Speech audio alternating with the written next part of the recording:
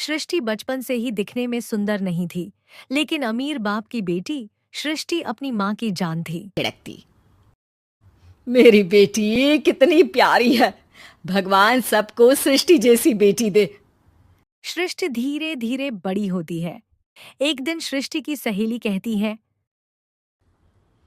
तू दिखने में कितनी अजीब सी है, लेकिन मैं जानती हूँ हम सब में सबसे अच्छी शादी तो तेरी ही होगी। तेरे पापा अमीर जो है। और बता नहीं सकते यार, दहेज तो हर कोई देता है, ये क्या ज्यादा ले जाएगी अपने पति के लिए? अरे बड़े शहर में कोठी है इसके पापा की। अरे पापा की है ना, कौन सी इसकी है? इसकी होती तब तो कोई भी लड़का इससे शादी कर लेता। अरे पापा की मतलब पापा की है तो मेरी ही है ना? किसने कहा? अब तेरी तो तब होगी ना जब तेरा भाई ना हो। वैसे भी शादी के बाद सारी प्रॉपर्टी भाई के नाम होती है। सृष्टि समझ जाती है उसे किसी भी प्रकार अपने माँ बाप की सारी प्रॉपर्टी अपने नाम करानी होगी। लेकिन कैसे? एक दिन सृष्टि का भाई शीनू कहता है, बहन क्या कर रही है? तुझसे एक बात करनी है। अरे हाँ हाँ करना, मैं तो तेरी बहन हूँ। बहन मेरी लाइफ में ना एक लड़की है, बहुत अच्छी है। मैं सोच रहा हूँ माँ और पापा से बात करूँ शादी के लिए। सृष्टि को समझ में आ जाता है कि भाई की शादी होते ही भाभी उसे एक दिन भी घर में बर्दाश्त नहीं करेगी।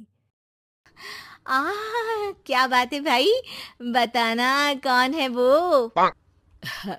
यार वो बहुत अच्छी लड़की है, पढ़ी लिखी है, मेरे साथ जॉब भी करती है। बस एक प्रॉब्लम है।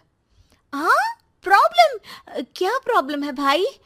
यार वो शादीशुदा है, लेकिन उसके पति ने उसे सिर्फ इसलिए छोड़ दिया क्योंकि उसके माँ बाप दहेज नहीं दे पाए। सृष्टि यह सोचकर न जाने क्यों खुश हो जाती है। अरे भाई तो क्या हुआ, लड़की तुझे तो पसंद है ना? शीनू को लगता है कि बहन उसे समझ रही है। वो इस बात से अनजान होता है कि उसकी बहन की मंशा पूरा घर हड़पने की है। सृष्टि अपने माँ से कहती है, मम्मी मुझे तो बहुत चिंता है। पता है शीनू क्या कर रहा है? अरे क्या कर रहा है? वो तो काम पर जाता है और वापस घर आता है। नहीं ना माँ, वो यही तो नहीं कर रहा, बाकी सब कर रहा है। आपको पता है उससे प्यार है, और वो भी एक शादीशुदा लड़की से। ये क्या हो गया? मैं सोसाइटी में क्या मुंह दिखाऊंगी? अरे तेरे पापा तो यही कहेंगे कि मैंने ही उसे बिगाड़ दिया है। माँ देखो, मेरी बात मानो, पापा पर भी विश्वास करने की जरूरत नहीं है। अब आप ही बताओ, पापा इतनी देर घर के बाहर रहते हैं क्यों? बोलो। अरे बेटा वो तो नौकरी करते हैं ना। तू बहुत भोली है माँ। पापा का ऑफिस तो 7 बजे खत्म हो जाता है, लेकिन देखो कितनी देर से आते हैं। अरे नहीं नहीं बेटा, ऐसी कोई बात नहीं है। सृष्टि माँ को बाप की किसी औरत से बात करते हुए एक फोटो दिखाती है। देखो माँ, कैसे हैं पापा? मैं ना कहती थी कि पापा सही नहीं है। मैं तेरे पापा से बात करूंगी, दे फोटो मुझे। ओ माँ, वो तो डिलीट हो गई। लेकिन चल, तूने तो देख लिया ना। पापा से बाद में बात कर लेना, और हाँ, मेरा नाम बिल्कुल मत लेना। हाँ माँ। अब क्या था, सृष्टि के माँ और पिता के बीच झगड़ा होना शुरू हो जाता है। सृष्टि के मन में क्या चल रहा था कोई नहीं जानता था। एक दिन माँ, सृष्टि के लिए एक लड़का देखा है, वो लोग शाम को उसे देखने आने वाले हैं।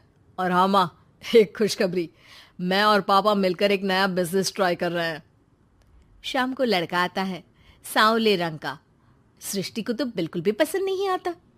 लड़की की माँ कहती है, लड़की का चेहरा तो कोई खास नहीं, लेकिन अगर मेरे बेटे को आप लोग सेटल कर दें तो मैं उसकी शादी आपकी बेटी से करवा दूं। सृष्टि को लड़का बिल्कुल पसंद नहीं था। उसे भाई पर गुस्सा आ जाता है। लड़के वालों के जाने के बाद कहती है, माँ देखा, शीनू मेरे लिए कैसा लड़का लेकर आया, न दिखाने लायक न सुनने लायक, सेटल भी नहीं, वो भी हम करे। अरे माँ, मैं जानती हूँ ये मेरी शादी किसी भी घर में क्यों करवाना चाहता है। अरे, कैसी बात कर रही है बहन? तूने तो देखा ना, लड़के को मैंने ही मना कर दिया तुझसे शादी के लिए। जिसने लड़का बताया था उसने उसकी बहुत तारीफ की थी।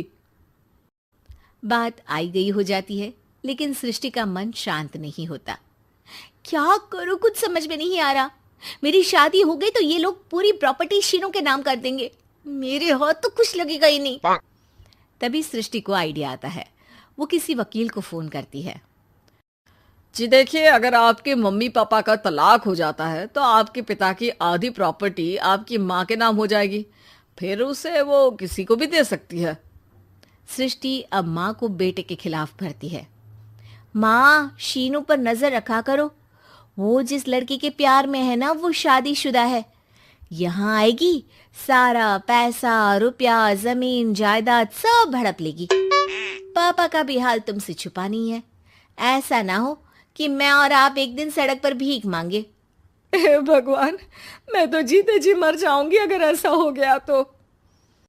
ऐसा हो गया नहीं माँ, ऐसा ही होगा। अभी समय है, आगे का सोच लो। मैं तो कहती हूँ पापा से आधी प्रॉपर्टी लेकर अलग हो जाओ। पापा की आधी प्रॉपर्टी भी हम लोगों को अगर मिल जाती है ना, तो अगले 7 जन्म सफल समझो।